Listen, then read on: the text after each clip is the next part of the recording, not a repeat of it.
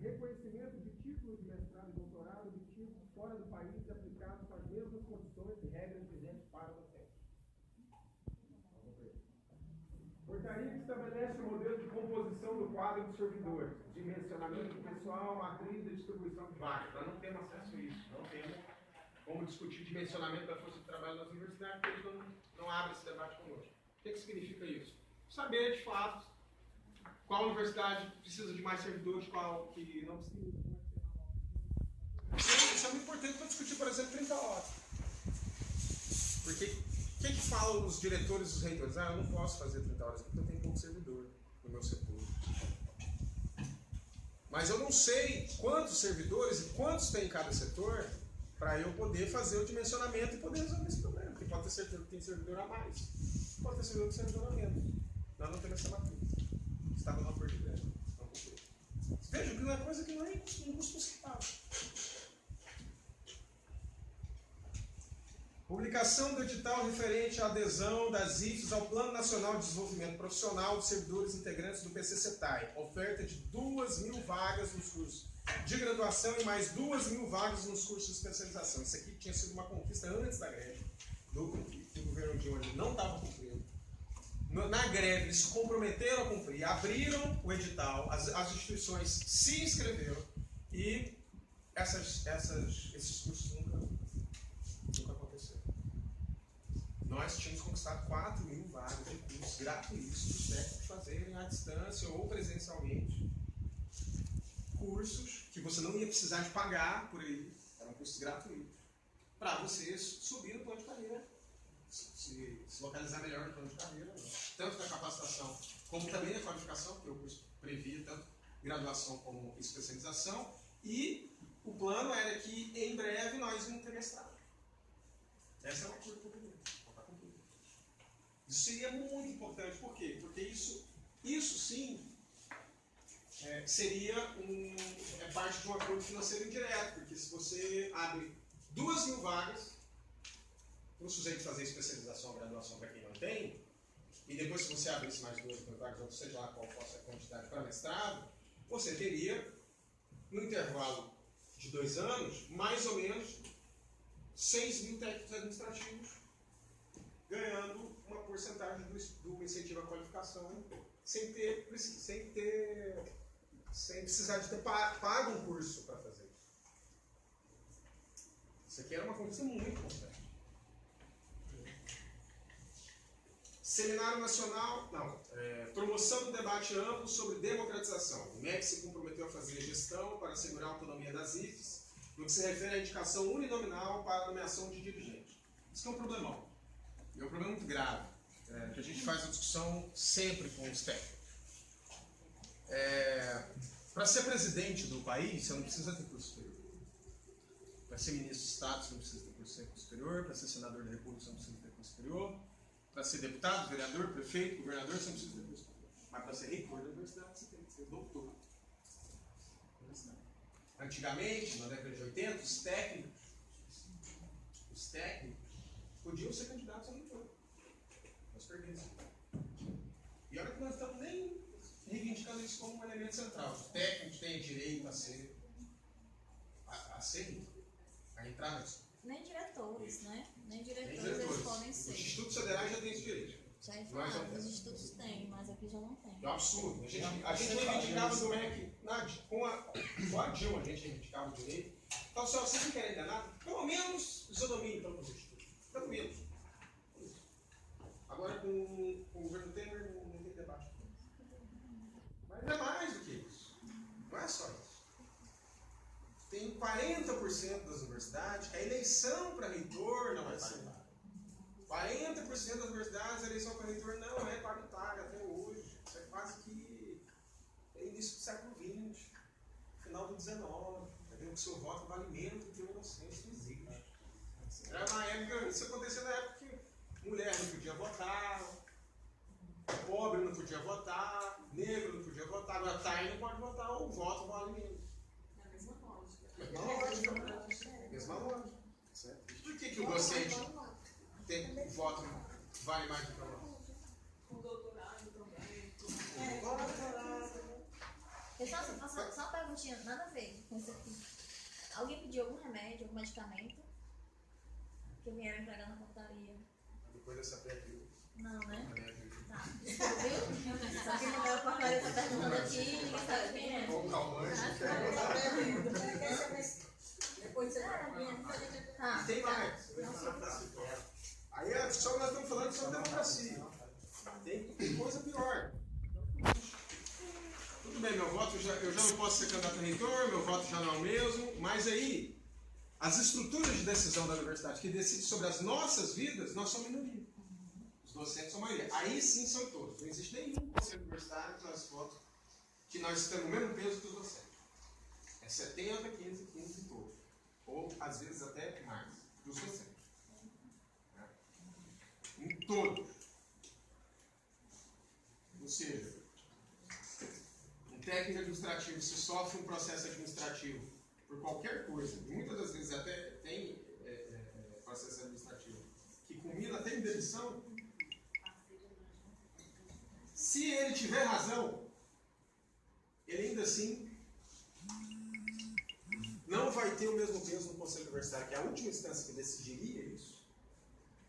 Quem vai decidir a vida dele não é o técnico administrativo, são os patrões, os docentes funcionam dentro das universidades como patrão. O gestor, né? Os professores aí estão na sala de aula também se ferrando igual nós, com um salário até melhor, mas às vezes dá para estabelecer uma relação de parceria e quando está na greve a gente faz até luta junto. Mas o gestor, no Conselho Universitário, a maioria são gestores. Nós queríamos debater isso, era a cor de greve. Debater isso, debater. Nem. Seminário Nacional para debater sobre o assédio moral e outras formas de opressão nas instituições do ensino superior. Também, sabe? Um curso funcionário. E por último, o problema da EBSER, que o MEC comprometeu intermediário da EBSER com algumas discussões relativas à pauta ser apresentada por essa entidade, referente aos servidores, do regime jurídico único. Por quê? Porque a EBSER entrou dentro dos hospitais universitários e transformou a vida de quem era do quadro no inferno. Quem tinha 30 horas ficou ameaçado, aqui a gente ainda teve uma conquista, mas não é igual a todos os hospitais. tentam tirar toda hora. Tenta tirar, vão tentar tirar de novo. Confusão no hospital ontem por causa disso. Vão tentar tirar. Nós conquistamos 30 horas para todo o complexo hospitalar. Na gratuita da vitória é sensacional. De vez em quando a gente faz um jogo. A 7-1, a gente faz um jogo.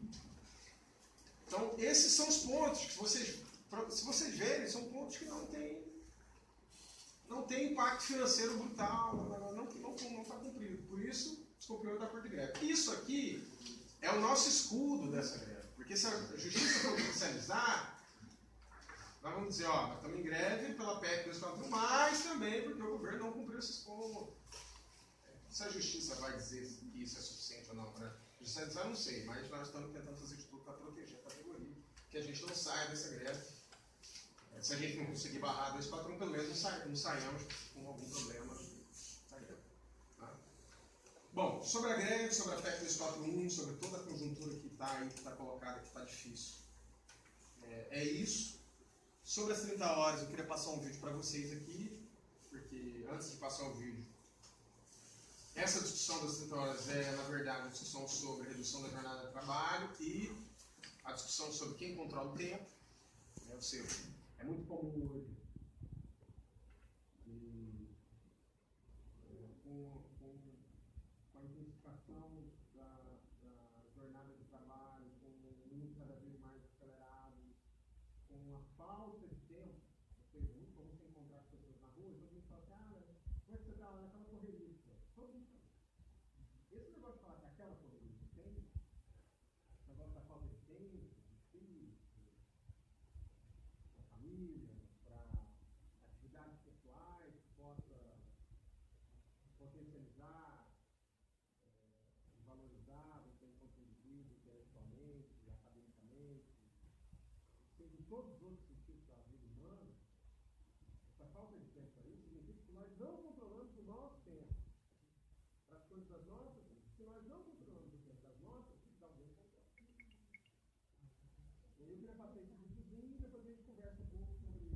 Essa luta a gente fez um seminário jurídico e fizemos uma discussão sobre 30 horas na última. E eu acho que desligou. Ele tá na tomada.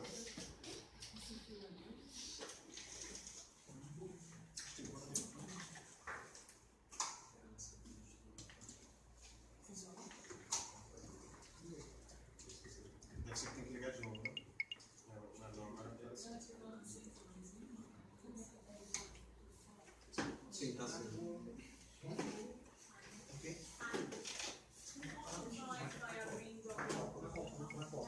Olha só, vamos separar então, senão fica dois assuntos, acaba que já é confusão. Enquanto vai abrindo aqui, se vocês tiverem perguntas, dúvidas, alguma crítica, qualquer coisa que vocês quiserem falar, sintam-se à vontade, porque a FASUB tem 25 diretores. Eu faço muita questão de ir na base, eu acho muito importante isso. Não ficar só em Brasil e tal. Nós estamos numa greve, vamos instalar um comando nacional de greve semana que vem. E sempre quando tem oportunidade eu gosto de ir e gosto de ir. Nós podemos seguir conversando pelo WhatsApp, Facebook e tal, não tem nenhum problema. Mas pessoalmente, a oportunidade é importante.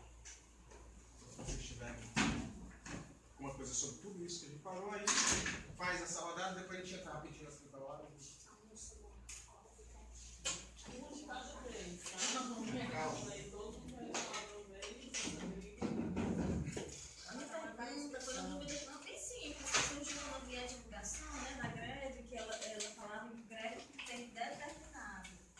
Então a greve realmente vai ser só até a votação do PEC, qual é a ideia dessa greve de tempo determinado. Para mim era uma novidade, né? Realmente vamos ver. Realmente vamos ver. É convidado, deve ser, né?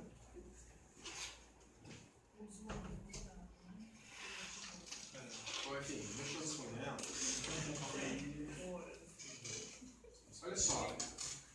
Nós estávamos nos preparando se as coisas se as coisas estivessem normais no país, nós estávamos nos preparando para uma greve quando quiser. Porque é quando acaba o nosso acordo e acaba o apoio de várias outras entidades do funcionalismo e nós vamos com uma greve unificada, que tem muito mais peso, muito mais força no processo de negociação. E tudo que aconteceu no país esse ano, processo de impeachment, o ajuste fiscal, a PEC 241, o PDP 257, a reforma da Previdência e tal, isso antecipou muita coisa. Então nós tínhamos uma polêmica na direção da FASUBRA, onde nós dissemos o seguinte, não dá para ir só a FASUBRA sozinho, nós vamos iniciar suicídio. Nós vamos entrar muito vulnerável. Mas como a coisa foi tomando uma gravidade tal, e começou a ter mobilizações contra a PEC, e tinha uma necessidade da categoria de cobrar, de que nós tínhamos que fazer alguma coisa e tal, então nós achamos uma mediação. Qual a mediação? Como nós estamos nos marcos do acordo de greve ainda, e como o centro não é salário, mas é o problema da PEC, né? Assim, diretamente é salário, tem o problema de congelar o salário daqui a 20 anos e tal, mas no imediato não é salário, é o problema de não deixar aprovar a PEC. Então nós construímos essa proposta que nós estaríamos em greve para pressionar o Congresso Nacional e para tentar contaminar a base das outras categorias do funcionalismo, docente, os técnicos dos institutos, movimento estudantil, para criar um acúmulo de forças tal que fosse possível barrar a PEC 241. Essa é a nossa aposta.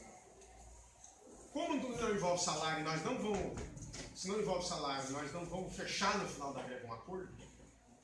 No máximo, nós vamos receber. No máximo, se o MEC nos receber durante a greve, vai ser para a gente exigir o cumprimento do acordo. Então, como o acordo já está assinado, e como o centro não é nem o acordo de salário, mas é o problema da PEC, ou seja, ou o arquivamento dela, ou a aprovação dela final do Senado, que aí acabou. Então nós estabelecemos a seguinte lógica, vamos ficar em greve até o fim da tramitação da PEC. E o fim da tramitação da PEC seja, ou ela é arquivada e a gente tem uma vitória, ou ela vai ser aprovada no Senado. O governo planeja aprovar a PEC no Senado no início de dezembro. Primeiro turno no final de novembro, segundo turno no início de dezembro. Essas datas podem sofrer variações, então nós não sabemos mais qual certo. Então, a ideia é que seja uma greve por tempo determinado até a tramitação da PEC do Congresso Nacional. Essa é a lógica. E aí, é claro, então, esse início de greve, então, ainda está tendo várias assembleias essa semana. A maioria das assembleias foi semana passada, mas ele tem muitas assembleias essa semana. Até agora as assembleias têm aprovado greve dessa semana, mas semana passada funcionaram meio. A gente ficou muito preocupado, porque, embora teve 29 universidades que declararam greve, mas teve 11 contra e 15 que não tinham posição. Então deu 26 que não queriam greve, ou diretamente ou indiretamente já na segunda-feira, então ficou bem apertado. Mas como deu uma maioria, a gente declarou a greve. A maioria de 2, 3 assembleias. Mas essa semana, as assembleias que estão acontecendo vêm aprovando a greve também. Inclusive, algumas que foram contra na semana passada. Isso demonstra uma insegurança que de fato existe na categoria, porque o ideal não é, como disse para vocês, não era sair de uma greve isolada. O ideal seria uma greve unificada, no mínimo da educação federal, no mínimo. Né? Junto com os docentes, junto com os estudantes, junto com os institutos federais. Bom, mas já que nós estamos indo para esse processo, nós vamos ter que fazer muito barulho. Né? Nós vamos ter que. A ideia é fazer outra caravana Brasília, então é importante que a comissão organize, que a gente possa fazer. A última caravana nós colocamos foram 1.500 técnicos só da FASU. Nós queremos ver se coloca o dobro essa próxima vez. E aí nós temos que acertar a data. Nós queremos fazer uma caravana na data que vai ser votada no Senado. Né?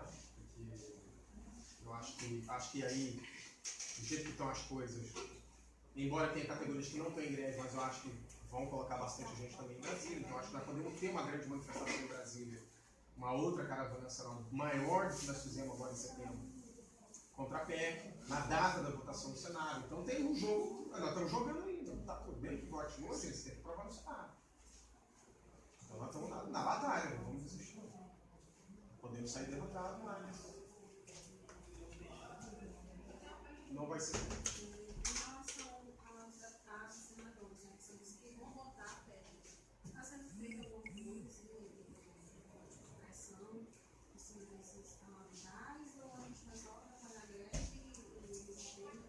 Não, tem sido feito sim. Essa semana, por exemplo, nós estamos fazendo um operativo todas as semanas nos aeroportos, principalmente de Brasília, na hora que eles chegam no Brasil. Todos eles chegam no aeroporto, quase todos eles.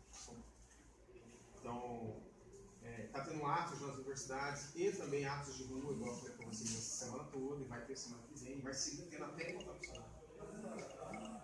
Nós já fizemos, vamos divulgar para os sindicatos, nós já estamos divulgando, mas eu estou vendo que ainda a divulgação precisa ficar mais clara. Estamos divulgando a foto e o nome de todos os deputados que votaram a favor, por região. Então, por exemplo, é importante, quando chegar aqui os deputados do Ceará, tem que espalhar essa foto e o nome de todos. Já chegou já, né? A Dulce já fez. A Dulce já fez já. É importante espalhar, botar na parede, aqui, tudo para sabe, tudo para setor. Então é uma série de iniciativas. E tem uma galera hoje no Congresso Nacional, FASU, de outras entidades, dentro do Congresso Nacional, visitando gabinete por gabinete. Isso não só hoje, nós estamos fazendo isso em 3 meses. E atos de rua. Atos de rua. Eu falei para você, nós vamos sair daqui, vamos para o Os engenheiros, só foi escondido ao dia da votação. Nessa questão aí das nossas estratégias, no sentido de pressionar os deputados para que eles votem contrário, né? Embora, diante de tudo que você já colocou aí, a conjuntura está muito difícil, né? Eles estão trabalhando para que ela seja aprovada realmente. Então, me fez lembrar, esse cenário me fez lembrar na época em que foi aprovada a EBSER, né? Que uma das estratégias que a gente usou foi realmente essa de fazer pressão em deputados. E alguns deputados cearenses, que de madrugada a gente estava lá recepcionando quando eles iam para Brasília, né? Eles, na sua passagem, eles diziam que não iam votar. E depois a gente viu que todos eles votaram a favor, né? Da EBSER no apagar das luzes do 31 de dezembro de 2010, que essa data é no dia 10 de setembro, principalmente o pessoal da área de lá, né?